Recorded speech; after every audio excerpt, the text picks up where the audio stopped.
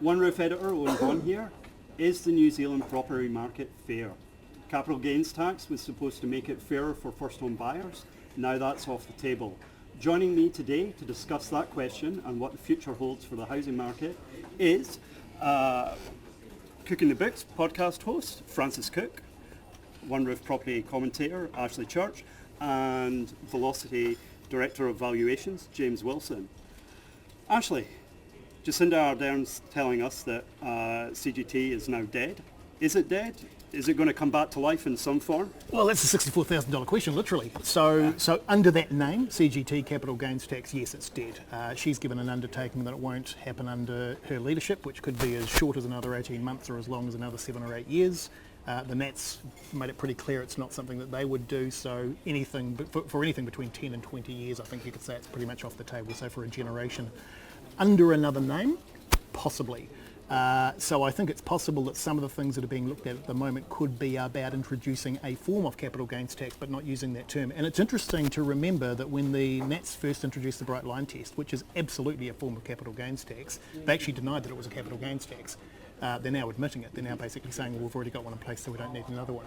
So under that name gone, under another name I think there's some possibility that it could be back in some form.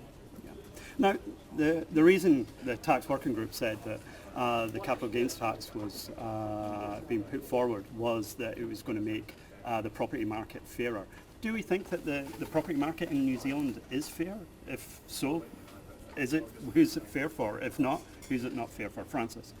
At the moment, I would say it's really not fair, and I would base that on people from my generation, and the people who listen to my podcast are constantly in touch with me saying, we want to buy a house, we're saving really hard, we're working really hard, and we just can't do it. For a while there, house prices were increasing so fast that you honestly couldn't save fast enough to keep up with the new deposit requirements. That's really difficult, and not everyone has a parent who can help them out with a deposit or a shared equity scheme or anything like that. It shouldn't just be those who are sort of the landed gentry. You know, if you've already got home ownership in your family, you can have home ownership for yourself. I do think what we're going to see, and I would agree that capital gains tax is dead as a capital gains tax, and that we might see some other things coming through. So there's been talk of the land tax, and I think that's massive. That's probably going to come through in some form. Basically, they're now looking at targeting people who are buying a house and not living in it. So you've seen the foreign buyers ban come in for the foreign buyers who don't live here, and then now they're looking at a land tax under local government laws that would target people who buy land and don't do anything with it. Those could be interesting changes. Ashley, what do you think could make the New Zealand property market fairer? Well, it's interesting because Francis mentioned the word deposit several times in that address, and I agree with her on that. But my argument's always been that the capital gains tax wasn't the panacea to fixing the property market. The issue with the property market at the moment, particularly with regard to first home buyers, is the deposit, is the LVR requirement of 20%. And if you were to take away the requirement for that deposit for first home buyers, leave it for everybody else, but take it off the first home buyers so that they could go back to what prevailed only 5 or 6 years ago, which was the ability to buy with no deposit. That would essentially create a level playing field for them, because people who already own property can use the equity in their property to purchase another property or to move up in the market. First home buyers don't have that ability. So I don't think capital gains tax was the panacea. In fact, this particular form of capital gains tax was actually only going to penalise a particular section of the market. I'd be looking for the Reserve Bank to be saying maybe we should make an exemption for first home buyers to allow them to have a level playing field to get into the market in a way that they currently can't at the moment, because they can't put together a deposit to buy a property. Francis, your listeners, what have you got from them in terms of what would they see as a way to make the property market fairer? You've talked about the land tax, but is there anything that they're particularly saying the New Zealand government needs to do this to make it easier for me to buy my first home? What I mostly get from my listeners is huge frustration. And I don't know if necessarily a lot of people have an answer, but they are really wanting something to be done. There's this overwhelming understanding that the current system isn't working and that something has to give, and there were a lot of them loved the idea of capital gains tax. Now that that is clearly off the table, and I would agree that we're not going to hear about it for another decade, something else needs to happen. And I think the idea of no deposit for first home buyers is an interesting one. You don't want it to be for everyone, because you can just see crazy prices then and things go shooting upwards, it makes everything worse. But for first home buyers, or for maybe changing some of the KiwiSaver rules, making it a little easier to keep supercharging that KiwiSaver so you can keep building deposits higher, all of that, that's an area that needs to be looked at more. Now, James, what are the numbers telling us? Because from what we've read and what kind of the numbers we've seen on One Roof, first home buyers are active in the market. What are you seeing in the numbers? What's correct. I think to segue from the last question in terms of fairness, so the question almost became, or the answer became, is the market fair? It may be or it may not be, but who do we punish as a result? So do we target the investors? They sound like an easy group to punish. CGT structured that way would have done so quite brutally. So now I think it's actually, let's redirect the question and how do we make access to the likes of first home buyers potentially easier. But on that note, I mean, the latest Velocity Insights data does show that first home buyers are still very active in the wider property market, also the Auckland property market. Just over 27% of buyers, first home buyers as of last month. So a really active group of market participants still. Investors sitting around about 13%. So first home buyers are the dominant group by a country mile. What in the Auckland market, the impact that's having is quite a new trend we're seeing here. So we're seeing this group of buyers, first home buyers, targeting the lower price brackets, right? So between $600,000 and $1 million, about 2/3 of the sales within those price brackets. So first home buyers dominating that sphere, targeting the lower price bracket. What that is doing is the upper price brackets are not moving so much. So movers who would play in the $1.5 million club really pulled out of the market. They're on the sidelines, wait and see approach, sitting back. What's going to happen with CGT? What's the market going to do? What's the next announcement? Investors, the same thing. So then they're going, what's going to happen in terms of firstly CGT, other upcoming legislation too, potentially some of the ring fencing is really going to hurt them. So sitting back going, what's the impact of that on me? First home buyers are immune to that, so they can still play in the market, really active, less competition, they've been diving in. What that has done to the headline stats though is we're seeing these really weird trends within Auckland. So we're seeing suburbs such as Herne Bay that were doing very well the last 5 years, so booming, we were seeing 15, 20, 25% growth year on year in those suburbs. We're now seeing first home buyers within those markets targeting more affordable stock, so they might target the flat, unit or apartment within those suburbs. So it looks as if that suburb is really taking a dive, right? So it looks like the value is really tumbling. The reality is not quite that at all. The reality is that what's moving is the lower end of the market. The upper end, your $2 million nice character bungalow, it's just not selling, they're not moving, so no one's on the market, so therefore it's not really reflecting that the market or the suburb has tanked. It's more that first home buyers are active in those markets now. So what's happening outside Auckland? Because obviously we've talked about Auckland being in a slow phase. What's happening outside? So we're seeing that what we've called the catch-up effect still at play. So we're seeing main urban centres, so your Auckland, Hamilton, Tauranga, Wellington, Christchurch, Dunedin, still some growth across them. Auckland has stagnated, sort of down 1-2% month on month for the last wee while. Dunedin's pretty much flat market. Outside of that, main urbans, small to medium growth, 2 to 5%, ticking along, we'd call that colloquially. Outside of that, though, we're getting the concentric rings effect. So the smaller regionals, you've got your Whanganui, your Invercargills, Palmerston North, Gisborne, Hawke's Bay, still experiencing really strong growth. So they've been north of 20% for quite some time now. The last month or two, we have seen that rate of growth pull back a wee bit. So we're seeing the catch-up effect slowing down, perhaps, which is what was predicted by us come January.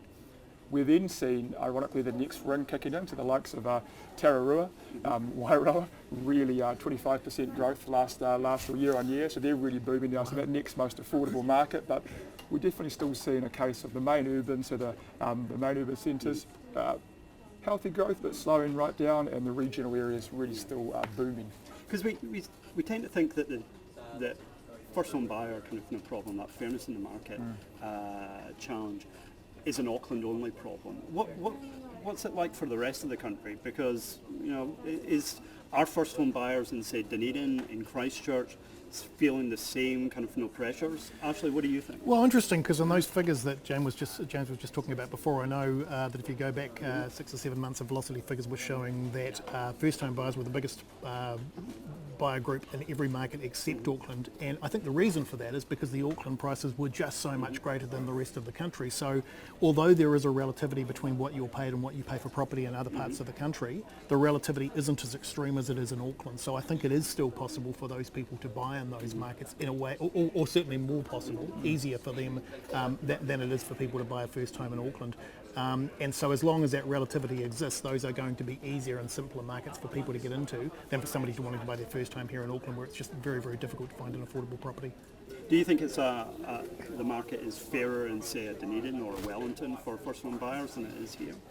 Possibly a couple of years ago. I was very lucky that I bought my own first home in Wellington a couple of years ago, and it was right before the market took off, and I had friends who were trying to buy in the 6 months afterwards as that market just went crazy, and it was extremely difficult. And I think we have seen Auckland flattening out. I think 1 or 2% is not a big deal, but it is a flattening. But the rest of the country is still really going gangbusters, and it's still getting more and more difficult for people, and we're seeing some of those price increases again that make it really hard and outpace those wages. Don't forget that in the areas outside of Auckland, the houses might be cheaper, but also the wages are often a bit lower.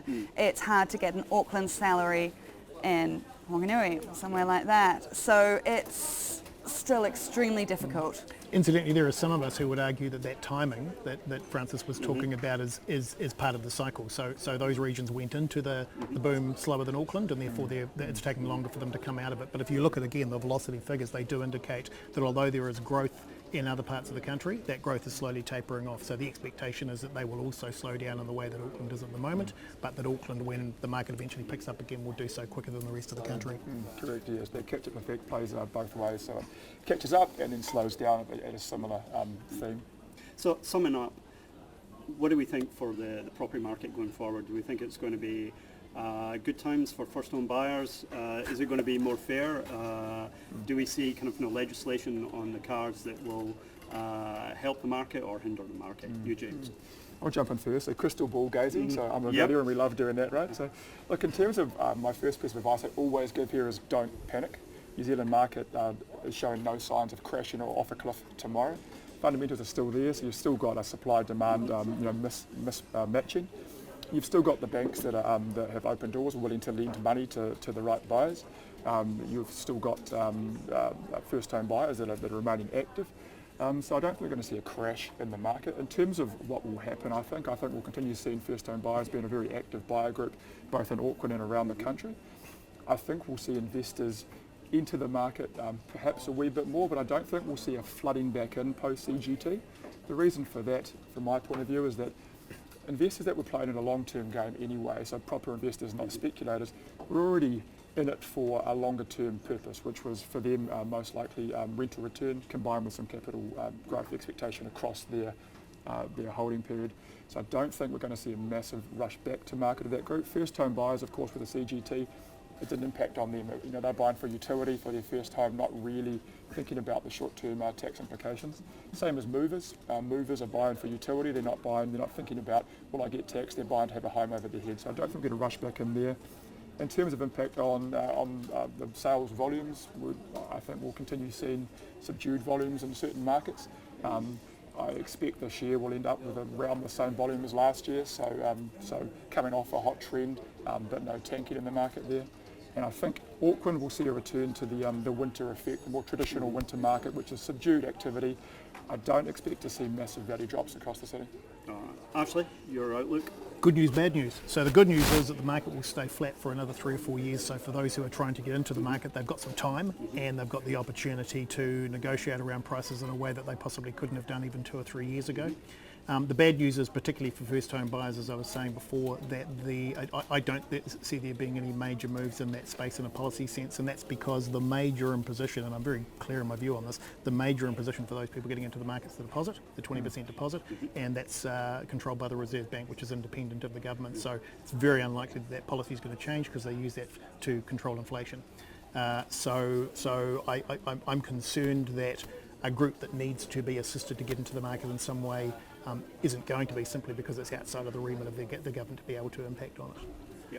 Francis, your thoughts? Again, with the proviso that this is crystal ball gazing, Yep. I think things are going to take a little bit of a pause because we've seen the tightening up on the land bankers, we've seen the tightening up on the foreign buyers, but what we haven't seen is any attempt to address the supply issue, and that's actually something we haven't touched on so far, but it's crucial. One of the big problems is that there hasn't been enough homes for people to buy, and especially affordable homes. You know, we've talked a lot about the affordable end of the market is still going, and we're not seeing those apartments and those units being built. So Certainly not in the areas that we want them to be built. exactly. So I think there'll be a pause. I don't think there'll be a crash. I don't think things will take off again. There's been a bit of tinkering, but there needs to be more houses built. Agreed. Thank you very much. That's it for today. Thank you to my guests, Francis Cook, Ashley Church and James Wilson.